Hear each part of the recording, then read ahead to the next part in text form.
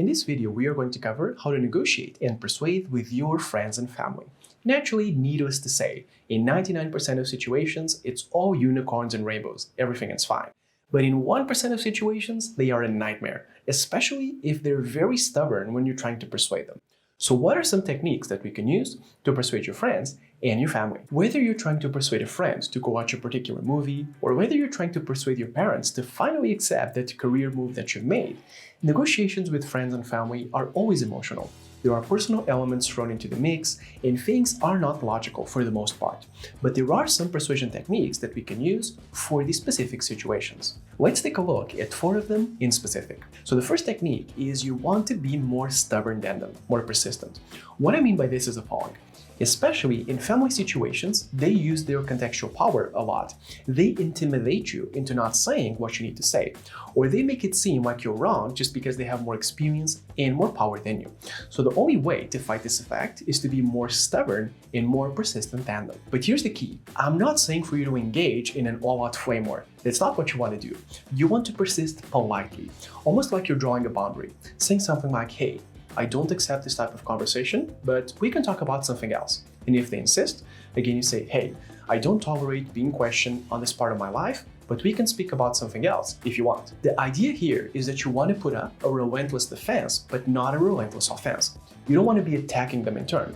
You just want to make it very clear that nothing that they say is going to affect you and that they're not going to win this argument by intimidation. This is very important for shy or introverted people in particular, because you may have somebody else in the group, whether it's your parents or whether it's friends in the group, that just states their opinion and you just listen to it and you agree, or you say nothing. So it's very important here to state that you're not going to attack them actively, but you are not going to tolerate this either. Then, the second tip is to truly have their best interests at heart. What I mean by this is the following. People are smart, and they know if you're up to something. They know if you're trying to persuade them to do something just because it's to your advantage, or because you're just trying to prove a point and prove that they're wrong. So what you gotta do is you have to come from a place of truly caring about them. For example, if one of your friends is stuck in a miserable career and you're trying to convince them to change, don't try and convince them with logical arguments like the salary or something else that doesn't speak to their best interests. You have to realize, first and foremost, what is it that they want out of life, their goals, their dreams, their likes. And then you gotta connect them to what you're pitching. So for example, in this case, if the person likes to be treated well and they want to progress in a friendly environment, you gotta convince them that this is not the best option for them because they don't have those elements. And naturally, especially with sensitive situations, such as someone breaking up or leaving a job or whatever it is, they are going to lash out emotionally. So just because you have their best interests at heart, don't expect to get a logical and polite response. You may have to weather some emotions from the other side, but this doesn't change your approach. Have their best interests at heart, state your case, and then let them have their answer.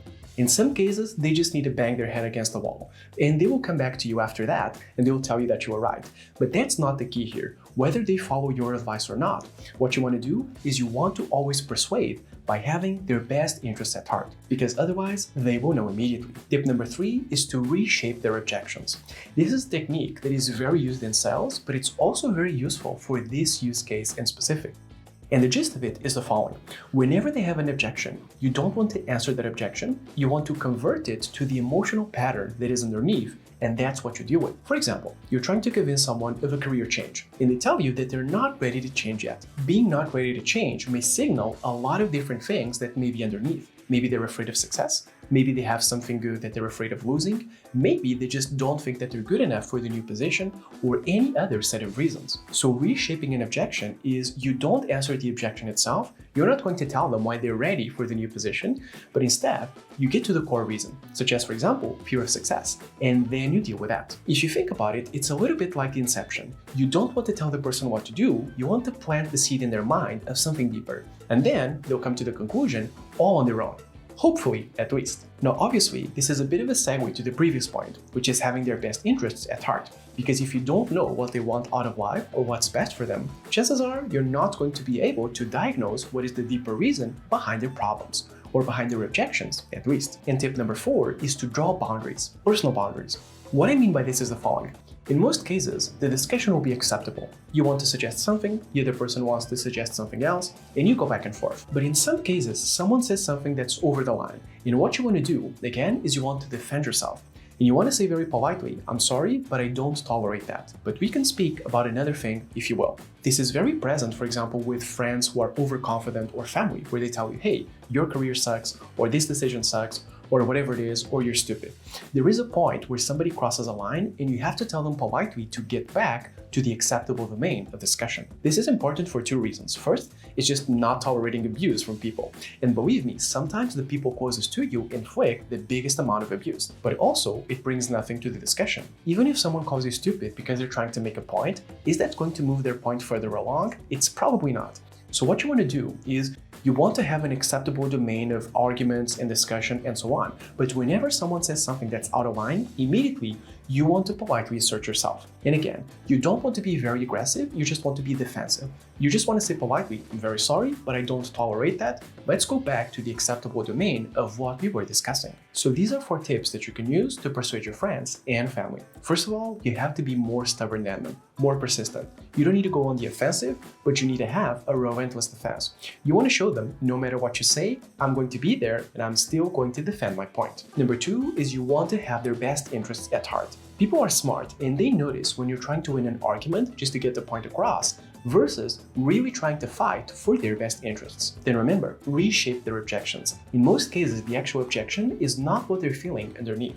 So you don't want to fight what they're actually saying, you want to get to the root cause of the problem, and that's what you want to persist with. And finally, remember to draw boundaries. Not all arguments stay within an acceptable range of discussion, and it's very important to let someone know right away if they've offended you or if they're abusing you, because you don't want to tolerate it. Remember to check out our channel for more negotiation and communication tips. And if you've enjoyed the content, like and subscribe to immediately receive notifications of similar videos. Thank you so much for watching.